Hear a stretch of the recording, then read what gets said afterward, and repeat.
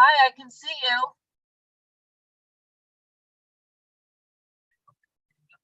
Can you unmute?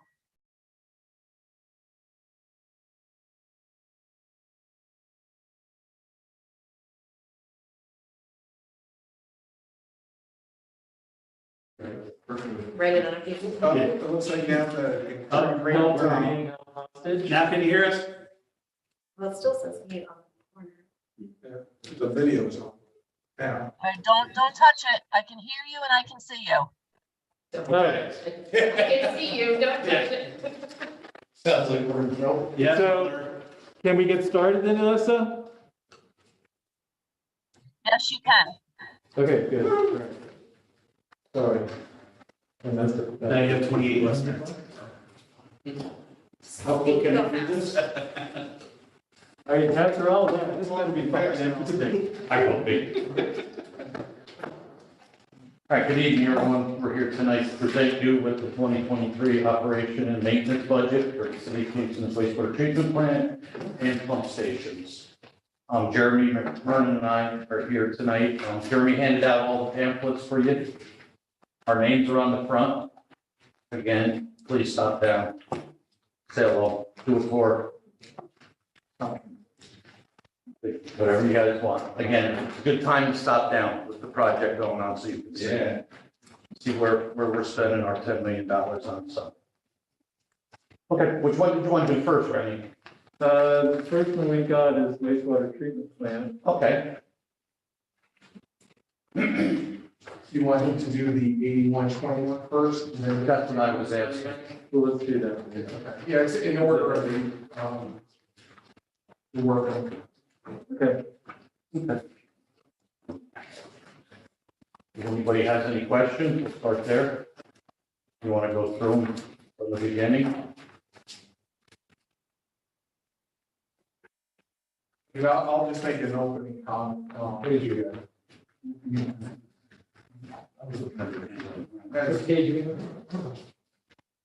Oh, it's gonna be probably 170, 168. It's exactly the good. 160 is sewer fund. Yeah. Yeah. Pump stations, I think, is 168 in the budget. We'll just try to make a couple quick opening comments, just to lay the groundwork, not just for this, probably should have been before the last presentation. Last presentation was fire. This is a CSCA department, so just going back to last year, if you recall, the CSCA, the budget that was adopted by the common council had the raises put into contingency. So then through a budget transfer, the council put the money back into the regular pay line. So you will see variances in all the CSCA salary lines between the 22 adopted and 23 recommended. There are no contractual increases for CSCA employees in the budget.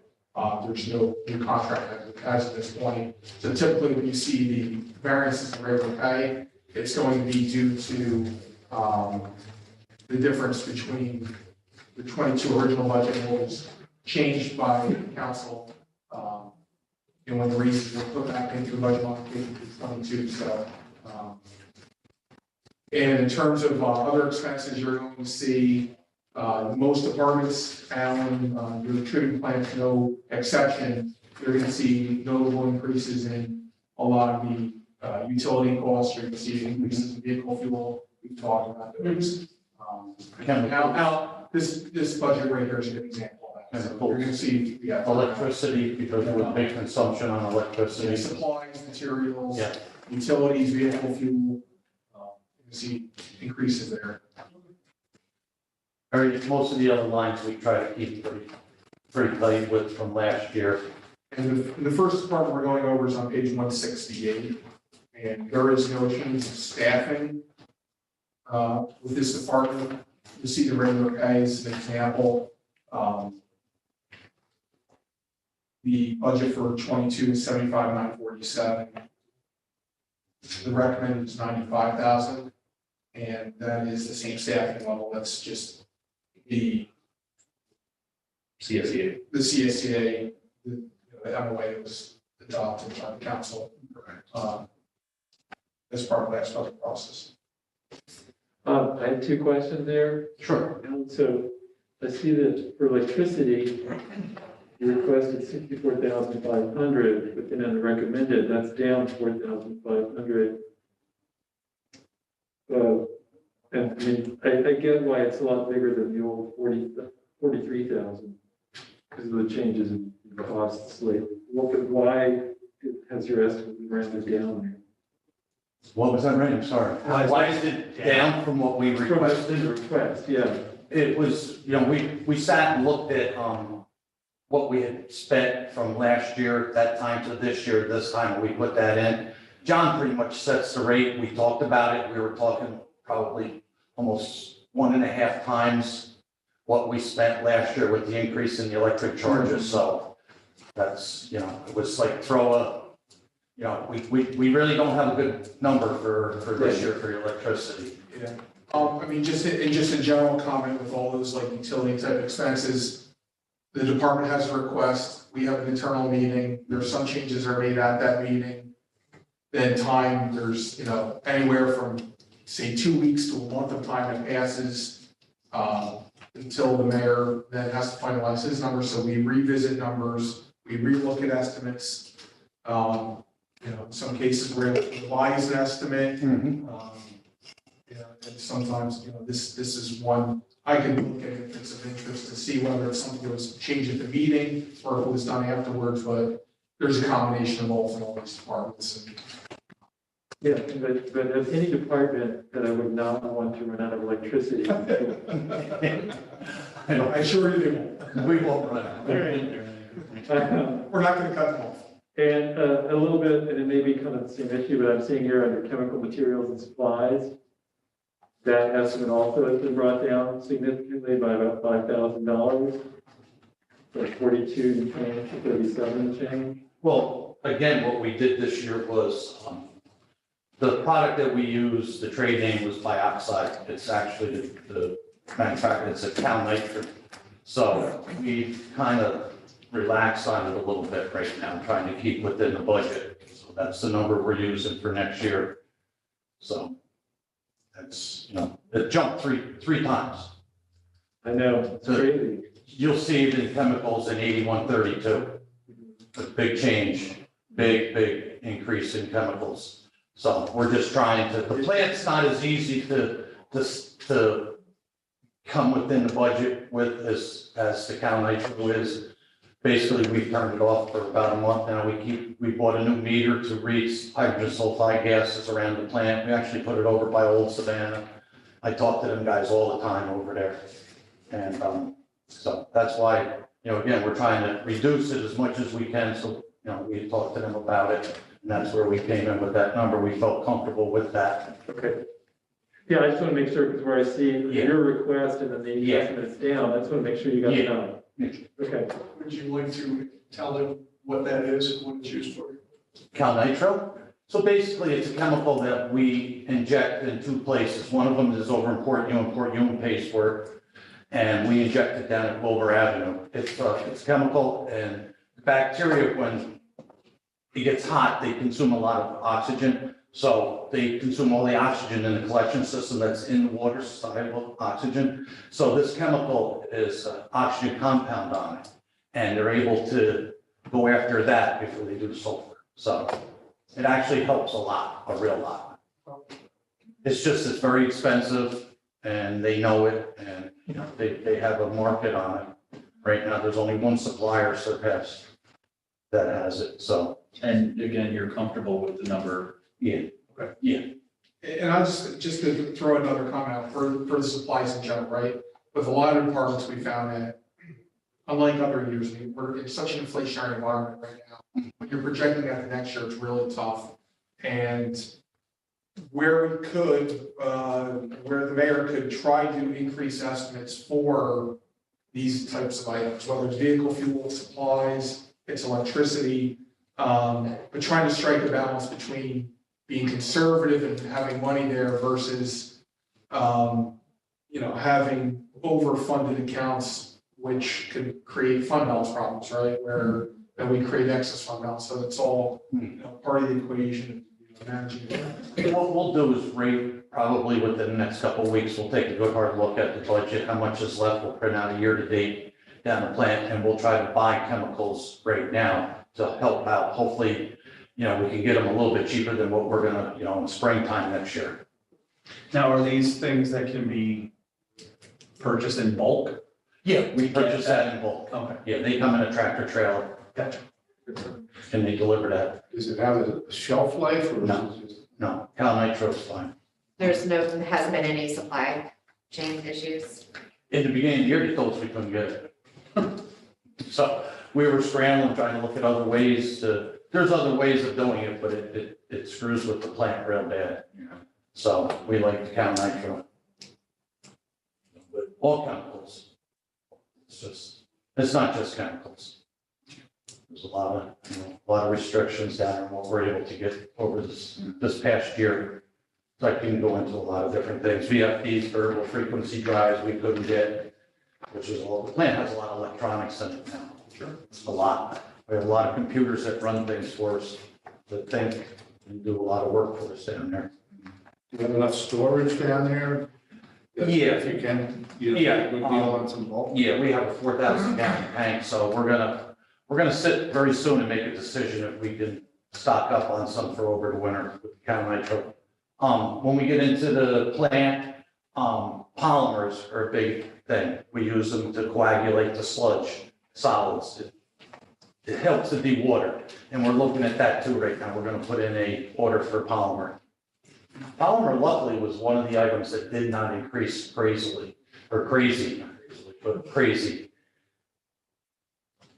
So far. so far. Yeah, we have a bid on it, so. And then, is all the Aslan stuff out of the plant now? No, it's still in the building, but, as far as I know, Aslan is done. Yeah, okay. Yeah. So is it like taking up room or is it like off? Well, that was their building, Rennie, so Oh, Ed and I have been talking about getting in there and trying to get a contractor to come in now that scrap is high and try to find somebody to come in and take it out for pretty much for what they'll get for scrap. The only thing we want out of the building is their boiler. Their boiler is a methane boiler, which we use to heat our digesters. We have anaerobic digestion, so instead of using natural gas, we use, you ever see the flare at night? yeah.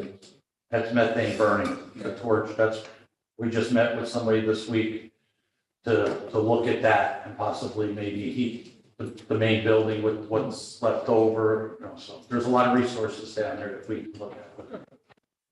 Great. All right, any other questions? No. All right. And so we're going to wastewater treatment, page 130, page 171. Any questions there? I think it's pretty similar issues here. What was it? Pretty similar issues here. Yeah, exactly the same thing. If you go through, you'll see, electricity, you'll see the increase in electricity, you'll see the increase in chemical. It's all related to getting product to the plant. No consultants in there? No. That was, some of the attorneys use right now, so. Yeah. Yeah. And we no longer have camo. Yeah. And, yeah, here's the new books. If you want to know about Aslan, wait for the novel. It's going to be a blockbuster movie with Brad Pitt. All right, anything else? Again, just, any questions, Jeremy and myself, we put our name on the front. If you have any questions, you guys can call. Actually, I do one more, I'm sorry. Sure, The no. dramatic difference between requested and recommended equipment. Is that? So it's just, that's like, things at 211 account, correct? Yeah. Other equipment. Yeah. Yeah, it was just what we had asked for and what we're gonna get. That's like a wish list for the plant. So we put in some stuff and what we can support on it. I would What the mayor can expect, support on it. I would expect that you'll see some requests to utilize some fund balance in sewer fund. on equipment purchases in 2023 for the treatment plant. Available cash, rather than, funding it through the budget or, through bond. Again, we're trying to stay within some boundaries with, knock on wood again, we have to hit fund balance, so we're getting good down there. You're not asking for anything on the capital plan? Yes. Go there. Yep. Well, no, you're, Yeah. 115,000, right, so, just, on my sheet here. Yeah, we got equipment on the capital. It is. It's just not, the capital plan is for bonding. Right, Your capital is within your budget. okay, And there was also an expectation that, there could be a request for funding additional capital through fund balance in 2023. Mhm. We're not at a point ready to do that yet. But the hope would be that we would not have to borrow for it and use available funds. Which is good. Anything else? All right. Sorry that the wait was long on this presentation. We appreciate your patience. We also really appreciate the work you do down there. We understand how absolutely vital and important it is what you do, so thank you. Again, stop, come see us. I've been trying to get Steve to come down. I'll bring the coffee. Hey, they're starting back up today, Wednesday with the crane. They were off for a couple of days and then they're starting to put the big sheets back in, the 60 footers, so, yeah. It's right. So, Appreciate it. all right, everybody, thank you so much. Again, any questions, our names are on the front, just give us a call. Thank you. Thank you. Take care. All right, then. Here we go. You're right.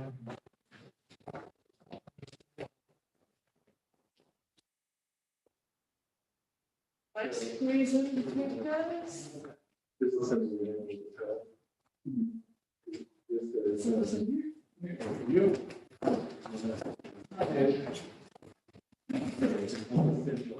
Yeah, because this is one of the.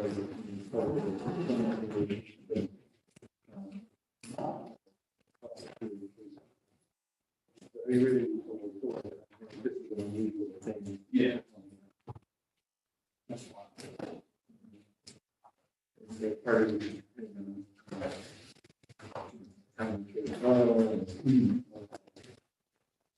That's it. Yes, which way, think about it. All right, welcome, President Shaw. Yeah, I think we get beat though.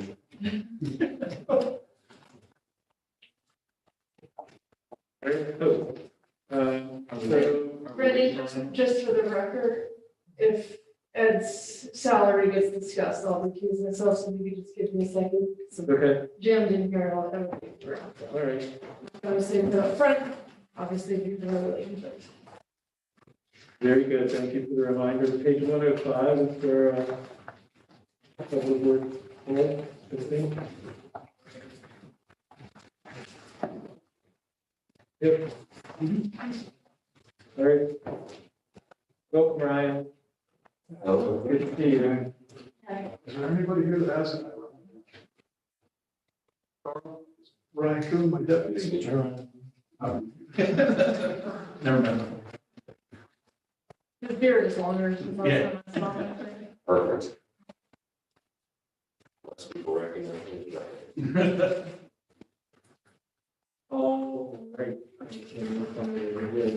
So Ed, are there any things you want to call our attention to right off the bat? Sure. Well, this year, hello, everybody. Hi. So we combined a few accounts this year, kind of streamlined some of the budget.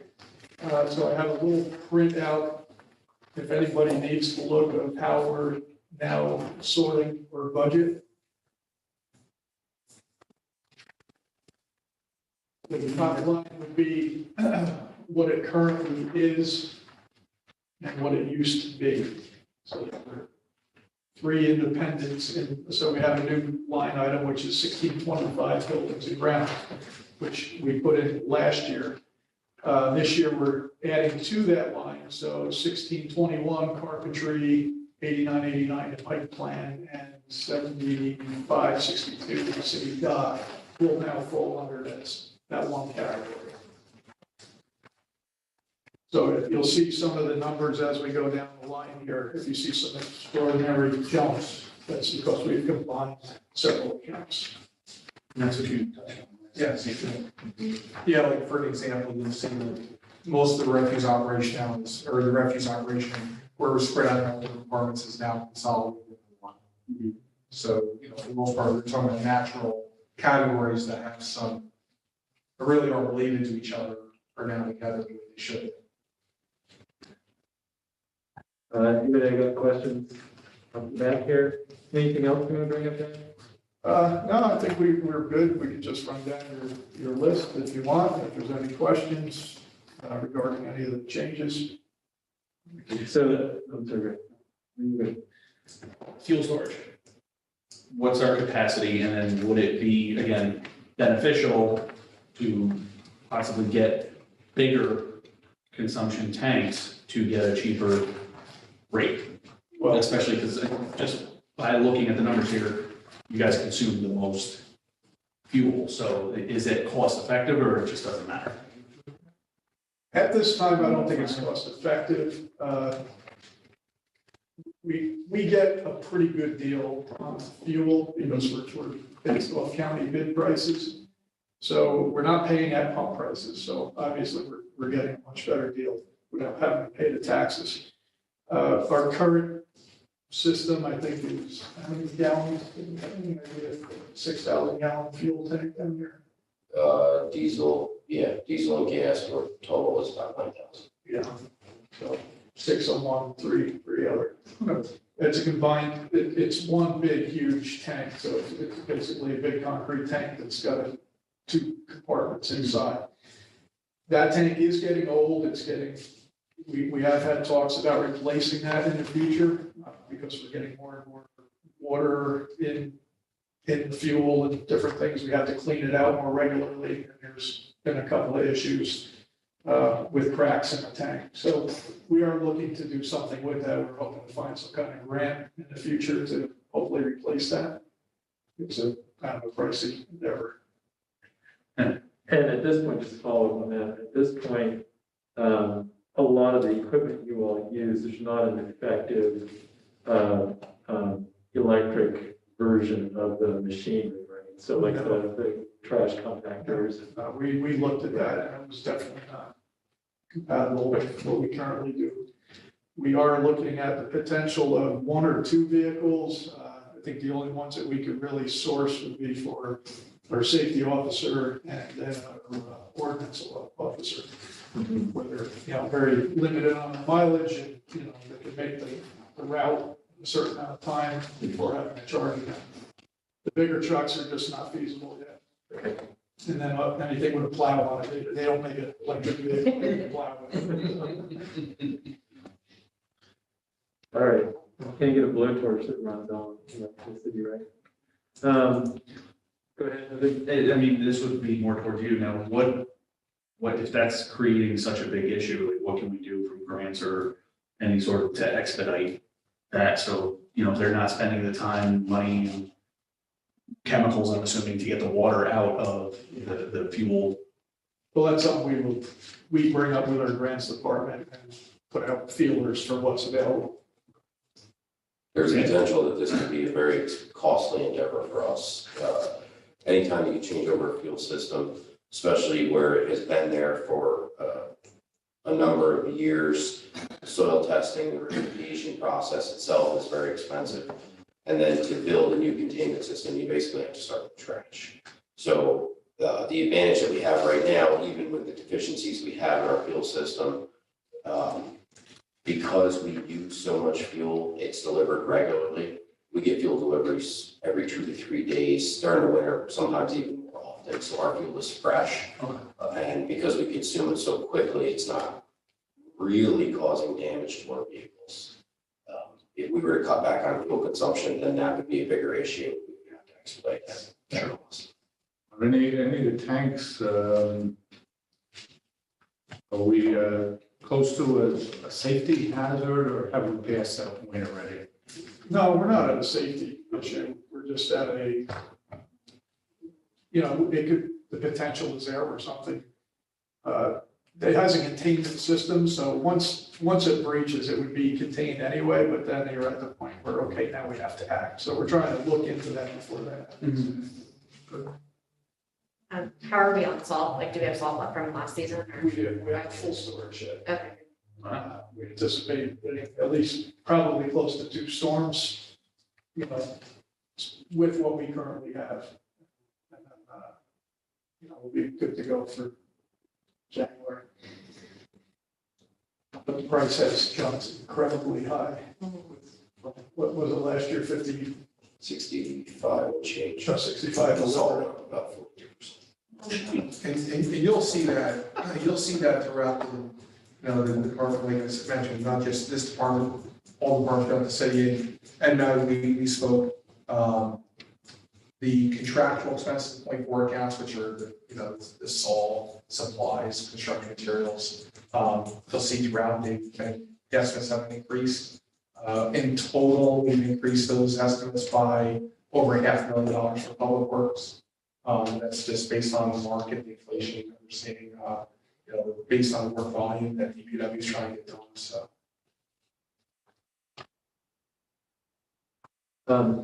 So at the very bottom, it's at the very end of your whole tally. I recognize that a lot of the numbers have changed, a lot of the account numbers have changed. So it's $800 and something thousand more than it was previously. correct. This is a very quick tally. It seems like most of that is due to the increase in the salary. There's a lot of salary increases, that is, that's out of my control. Sure. I'm just wanting to, Yeah. because there have been a lot of numbers, this is just one way for us to get a deal on. Right. So that makes sense. And then this might be with John too. I recognize there's 2 different lines of contracted services. So like under 8160, 5472, there's contracted services there.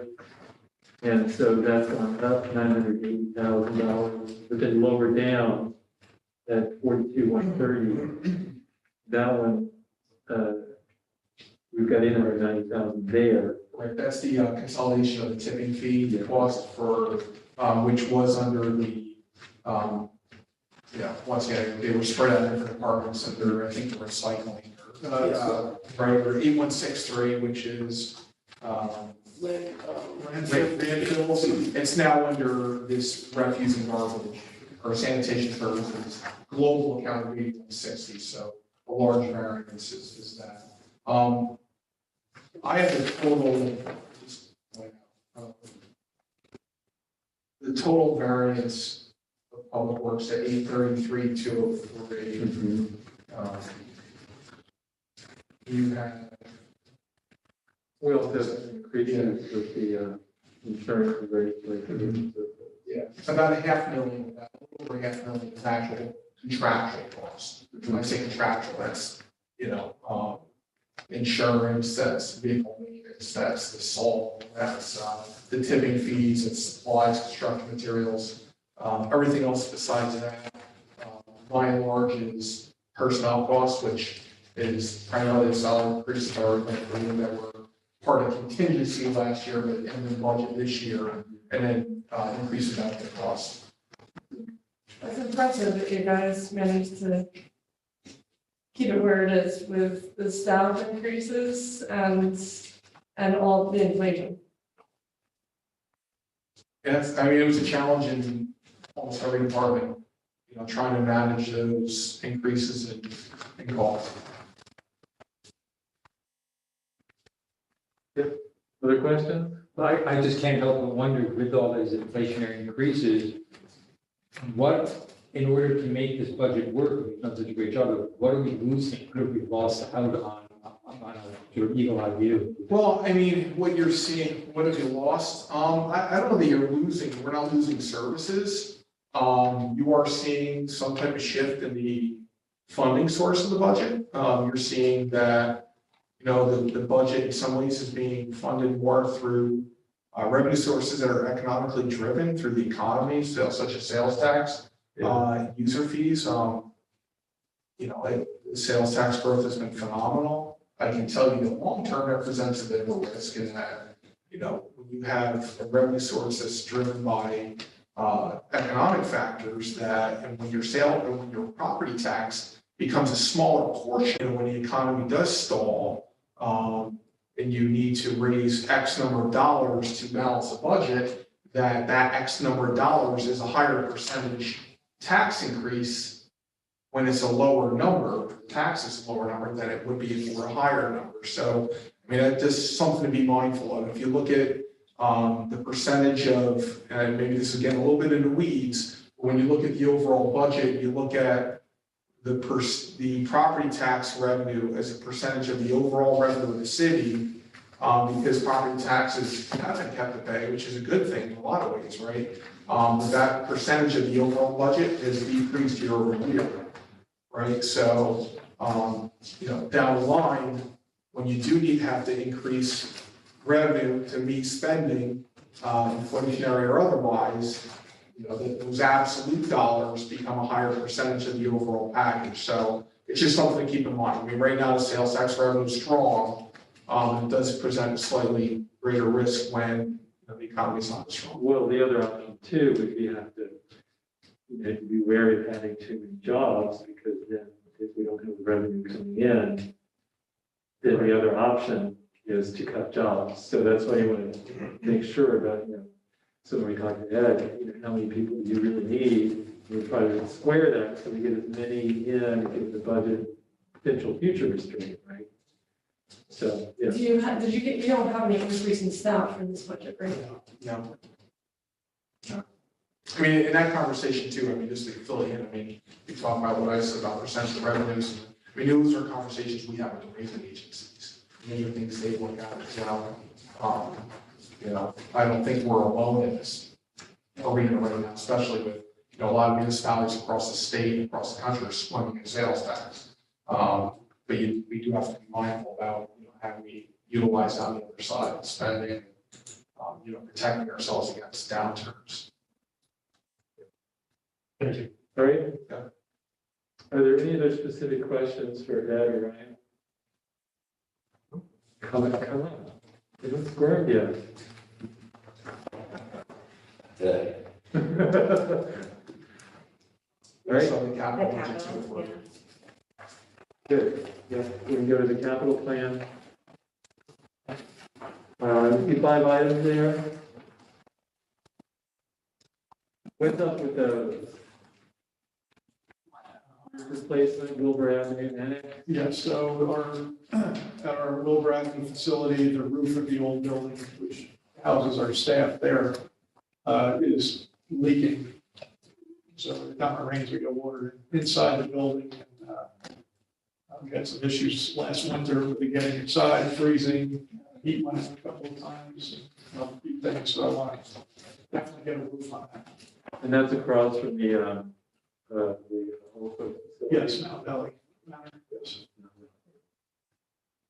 4x2 large dump truck with plow and a salter. That's typical of what we have. This will be a replacement vehicle for one of the older vehicles. I think we'll be replacing a 2006 truck. 4x4 small dump truck with a toolbox, salter, and plow. That'll be basically a 1-ton truck. I don't know if you're familiar with that. It's not the big truck, it's more compact. So we typically send 2 guys out with to do catch basin cleaning, repairs, different things with that. A little bit easier to get around some of the narrower streets for plowing purposes. Do we have any of those right now? Yes, we have several. Yeah. And we have 3 that are, the oldest one dating back to 2006, which we're spending a pile of money on to keep it going. So you're gonna replace, That'll be, that would be gone? yes. And just for reference, what's the typical life for one of those? Well, we try to go 10 years on something. So they're well over there. They're well over their useful life. We could stretch it out, it depends on the maintenance and what we're using it for, how bad the winters are, a lot of factors that go into that, but when I'm seeing it in the shop more than it's out in the street, that's, then we gotta start asking the question, is it worth to keep fixing? And, the newer trucks where you have to pull the cabs off them to work on the motors. It's just too time consuming for a shop that I'm shorthanded in to begin with. We are also, can I just say that too, just, these trucks that are taken out of service, Public Works has been doing a very good job of working with our purchasing department and getting those trucks out on surplus auction, generating revenue for the city, so. Right. Even though they're older, beyond our useful life, where they're not really, I can't assume that somebody's gonna come into work at 3 o'clock in the morning, get in and start a plow, because I need that reliability. Sure. So that's another factor, too, but to put it on auction or to sell it, there is a need for it, especially now with the new trucks not being available as much. People waiting 2 years to get a vehicle. The price of these have gone up in value, so when we do put them out to auction, we're doing well with the used value of it. Just got emails this week, right? Yes. Have we received everything that we ordered with last, the current? We are currently up to date. Okay. Oh, no, we're not. We need two more pickup trucks. So we're still waiting on that. All the larger equipment we got this year. That's that big snow blower that we got, ordered last year. That finally came in. So Okay. It's very shiny. it's very shiny, it's very big, and, I'm hoping it's like, when you buy a snowmobile and it doesn't snow, so, I'm hoping we have that, it's cheap insurance. Have it, not need it. So speaking of snow, even though it's not budgetary, are we gonna keep the same, snow emergency rules and everything? Yes. Moving into the season? Okay. Yes. Oh, it's actually ironic that you mentioned that because I was going through some files and I came up with that fact sheet that we came up with a few years ago. So I'd love to go over that with you guys again and get to the council sooner versus later. I mean, it was 70 degrees today, but I guess it's coming. That's what happens, it'll be 70 and then next week. Yeah, so. Actually, tomorrow. Is it really? Yeah, it goes to 50. So we'll go then to the automated packer. Yeah. Okay. What does that mean, automated? So that's the one-armed bandits, Okay. where you have one driver picking up, and you have one laborer versus the other trucks, the standard packers have driver and 2 laborers on them. So the automation refers to the farm. Yes. Okay. Now that it's run by cartoons. No, it's on this. So what we currently have again is older vehicles that are not reliable anymore. I believe that, what is that, a replacement of 2012? Yeah, 12, 13.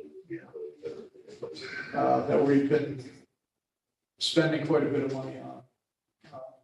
But the reliability of it has gone down. And it's only because we've kept an additional truck since we got our new packer this past summer. That thing has been in the shop more than it hasn't been. Wait, the new one? The new, yeah. Is that under warranty? It is under warranty, but when you take it there, they say, okay, we'll get to it in 3 weeks. There's still, some expense to it because it's lost time when we have to go out, retrieve it, work on it, try to figure out what's going on with it, and then ultimately pay a tow truck to take it down to Newburgh or farther, or to Albany. So you're buying from a different source? well, so yes, what we're anticipating doing, a couple of years ago, I came to you guys about remember the demo packer? So that was a Peterbilt packer, so Peterbilt cab and chassis, different running gear in it from the Mac. Same body that we currently have in use, but that truck has been, even buying it as a demo with the mileage on it, the year of it, it has been more, has done more work than a new vehicle. So, so what we're looking to do is switch to the Peterbilt truck, keep the same body on it.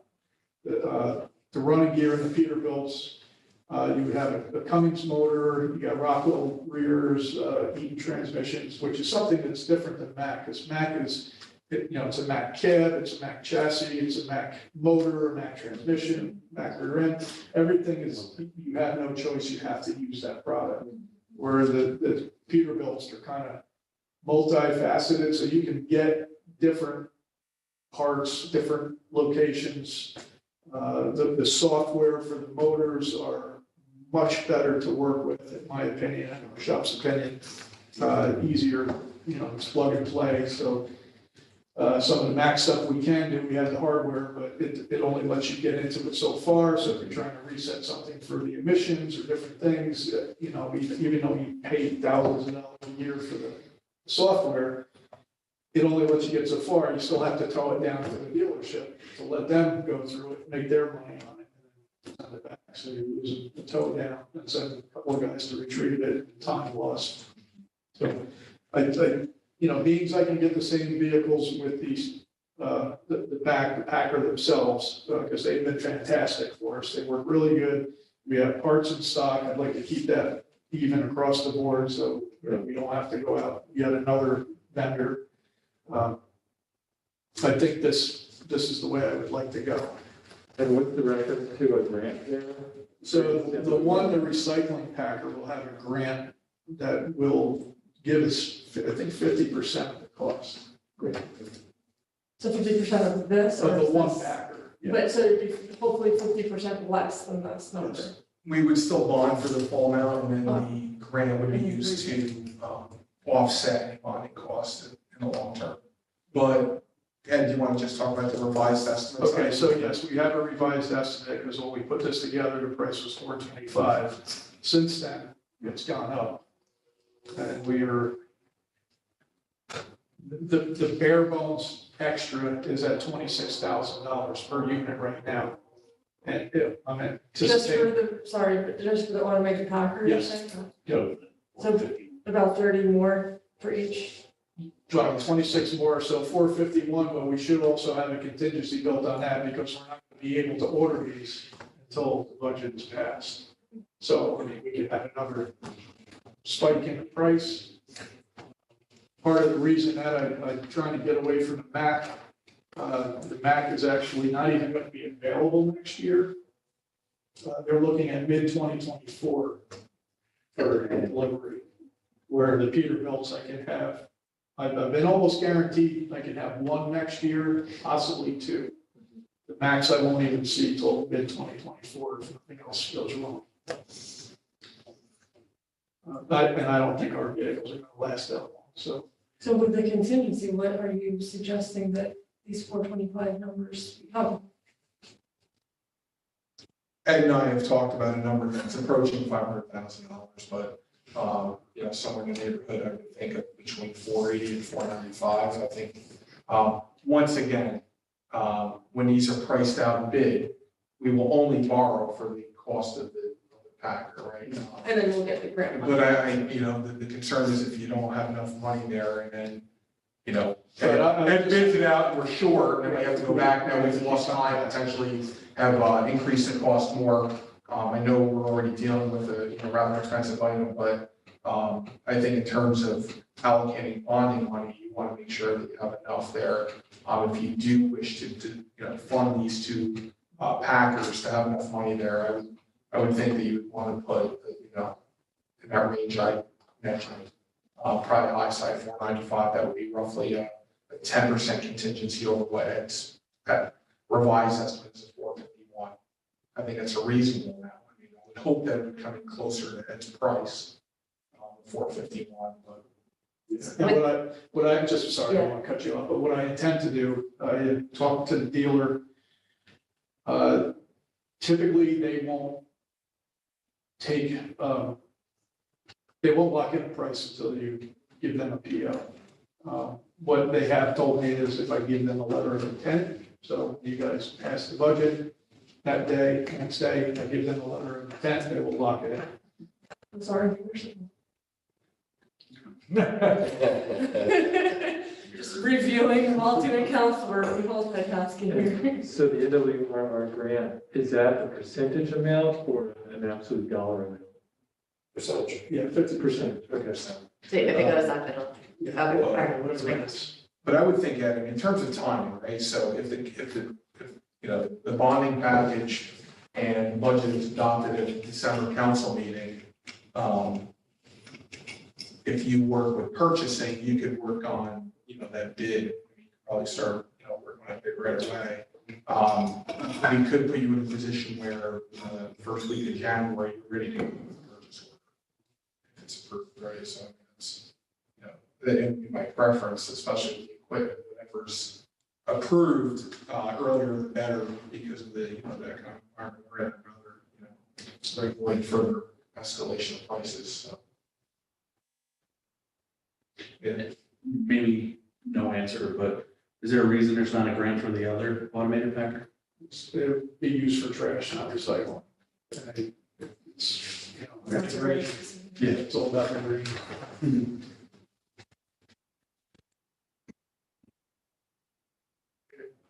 Anything else then?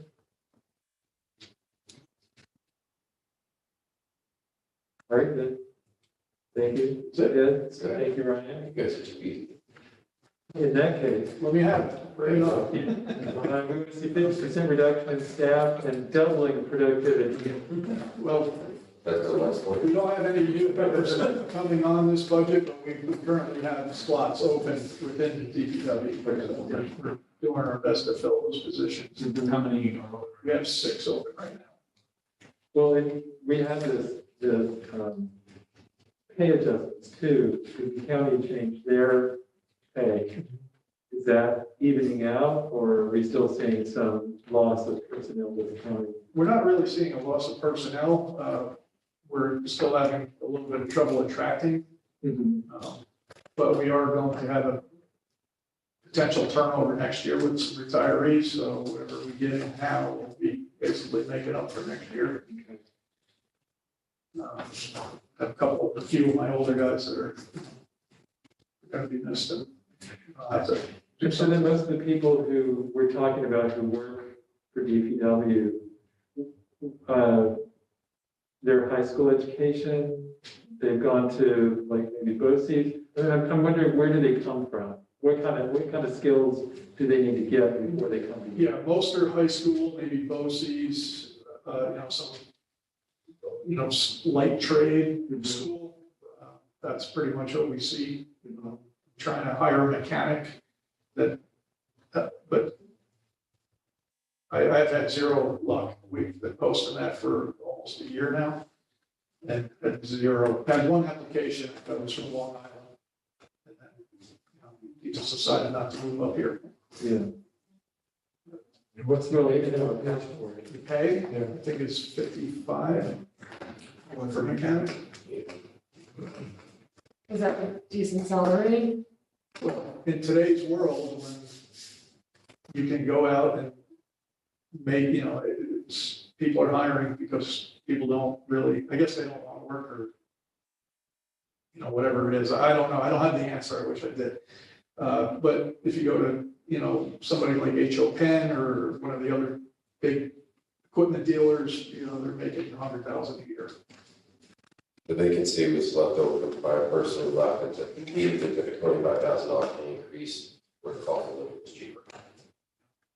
It's, some of the difficulty too, in, marketing these positions, there's a lot of the, you look at, you see the budget, right? There's a fair amount of compensation for the city in terms of benefits. That's what I was And saying. that's sometimes tough to, when a potential applicant is comparing jobs, whatever field it is, someone who's looking at the current dollars, some people who don't want the benefits, they're just looking at dollars, right? They're comparing dollars. It's kind of short-sighted, perhaps not to consider those, long-term benefits in the health insurance, but, And mostly the people who are applying here are in that 20 to 30 Just say year young old enough that age. they don't. They're not thinking about it. And I can't blame them. I did the same thing. I chased the money for a lot of years.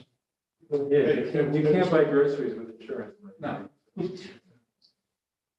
But, yeah, I mean, it's a tough road to hoe right now, trying to get talented help. And we're all in the same boat. Our superintendent's meeting, the conversations are the same across the board. They're short mechanics, they're short drivers, they're short operators. Anybody that's worth their weight, because the construction industry is a battle we fight. Right? The construction industry is booming. They're working in the private sector. Once the money dries up and the construction industry slows down, we have a pile of applications. But at the same time, that's when the squeeze is on our budget. We can't hire. We're constantly behind the eight ball. Always. Oh, way to tear the mood down, right? It's the reality. You're not going to attract those guys. It's apples to oranges. No, I know. And like you spoke about the age, I did it myself. I mean, it's where you are. These guys are looking at the money, they're not looking at the benefits, which once you start to attract that 40 to 50 crowd where they do have a young family, that's when the benefits become more important. You know, we battle with the generational changes that we see with the applicants for vacates. You know, this is not the most desirable job to have anymore. Trades are just not what people want to go. People battle this is dwindling. And we, Hyde Park, we pay $5 more an hour than local school buses companies do, and we still can't find people. We're competing with the driver's jobs, for example, our MEO, HMEO, or street maintenance assistant. The pay is equivalent to what a school bus driver would make. But you think about the responsibility, you think about the hours worked, you know, the longevity is here, the benefits are here. I'm here because of the benefits, the city offers the benefits. And it accounts for a lot, but if that's not what you're looking for, it's not attractive. Well, I mean, most of our departments outside of, say, public safety is mainly competing against other public safety departments, other municipalities. All these other departments, whether it's public works, park and rec, city hall, building, I mean, you're competing against a lot of private pay packages. You know, the applicants in a lot of cases, like they said, are looking at the immediate salary. There's others who are looking at more holistically, looking at the whole package, but it is tough to attract talent sometimes if someone's just looking at that salary, just the salary. That big benefit sexy again. And you see the advertisements, they're on TV, they're on the radio, they're in the newspaper. All of the state DOTs, they're looking to hire drivers. They're worried. Nobody wants to plow snow. It's been quoted forever. It's blood money. Nobody wants to plow snow. It's a thankless job that you do. More difficult in the city than it is other places. But nobody wants to be on the road for 16 hours, 18 hours, 20 hours, 24 hours, multiple shifts, day after day after day after day. It's not desirable. You know, the construction industry, yeah, you might be able to pull a driver, you might be able to pull an operator, but you're not going to pull somebody that's going to be well-rounded and want to do all of those things. Most of the construction, you have to shut down during the winter. They go home, they recruit, they relax, prepare themselves physically and mentally from the hard year. We don't have that luxury. We are 52 weeks a year. All right, somebody say something pretty. Approved. Thank you. Yes. Well, the pretty thing is, we admire the work that you all do. We understand too the strange circumstances that you're in. But you go about what you do with an amazing amount of determination, clarity, which we really appreciate. Really, I think, I think it's very valuable the way that you never, we kind of joked about it, but you don't say, oh, we can do those things if you can't do them. And, I know in Third Ward, there's been a number of things where you've had really good conversations with residents who may not have wanted to hear what you said, but, standing there watching it, they eventually came around like, oh, okay, yeah. I know at least 3 examples where they fought with you in particular, and now they're like, oh, yeah, okay. So we definitely appreciate all the major. Yeah, Thank you. And just this isn't an education budget for the council members who have the social media presence for their council work. You know, there's a lot of construction projects going on, so if you could just remind people to you know, be careful when they're driving around, not only ours staff and Ryan's staff, but the contractors too. Just because I see a lot of situations, people driving too close, and it would just be good for people to remember that they have to be a little bit more careful. Too many people are texting and on their phones while passing through, and they're on the streets. Yeah, we did have a couple of incidents over the last 2 weeks. So we really would like to press that issue. Everybody be safe. Thank you. I always have to cringe, I know. My wife keeps telling me, don't go on Facebook, and I appreciate when you guys give notices, this is blacktopping, this and that, and you know, it's just gonna, the floodgates are gonna be open for people that, well, why aren't you blacktopping over here? And why aren't you doing this? Well, how about this? It's just, you get 3 pages of complaints for something that should be great news. You know, I just don't understand the mentality of that. It's the people who complain for months on end about, when are you gonna pave my street? And then there are the same people who call the next day complaining about there's too many people speeding on the road. We just paved. Yeah, I think there was somebody on Facebook, there was an announcement of paving that was going on. And she said, oh, it must be election time again.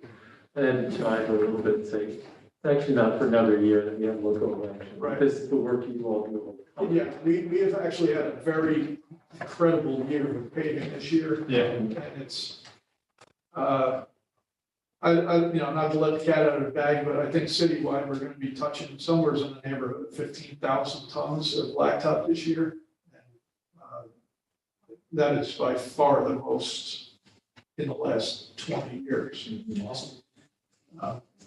Some more than double what others have done. So I'm proud of everybody who's had a hand in it, and appreciate the funding, because I know I can't do it without the funding, and you guys had some contribution to that this year, as long as, you know, along with our CHIPS funding and other sources. But we knocked it out of the park this year. So I hope to do better next year, but yeah, to prove that we can, you know, it doesn't have to be an election year to have a great year for paving. Well, we appreciate it anyway. I just think my interaction with you has been the quality of work. Well, I think that's kind of lost too. I mean, you guys are, and I don't want to throw anybody under the bus, but it used to be blacktopping was, you come in, you throw on some blacktop, you know, the streets didn't get milled. I mean, you couldn't see the curves after a while, you know, it was, and that was one of my first complaints I got when I became alderman for the first time. People at the bottom of the hill there were no curves left. That was way before your time, you know? So that's the way, that was the easy way of doing things, and that's the cheap way. Not that it's cheap, but you could go a lot farther with $1, just coming in and doing another skim coat on top of each street. Absolutely. But now we're to the point where we don't have room to do that anymore, so we have to build down, we have to water Just field. jumps right over you. So everything we do. And also that would be the, oh, it must be election time kind of paving, right? Most. Throwing down a ton of paving, Yeah, so but it looks good for people, right? Yeah. Thank you. All right. Thank you. Thank you. Thanks, gentlemen. No, they were waiting around late. No, Yeah. Some like they're. How do you, Yeah, that's one. how do you end up Yeah, going? I have no. They said it's like a 6-row light, is there a 2, that's like the size, I haven't seen it. So, yeah, put it back up, put up what. Or no. This thing was for cold. They're gonna be colder. I don't know how to turn this off.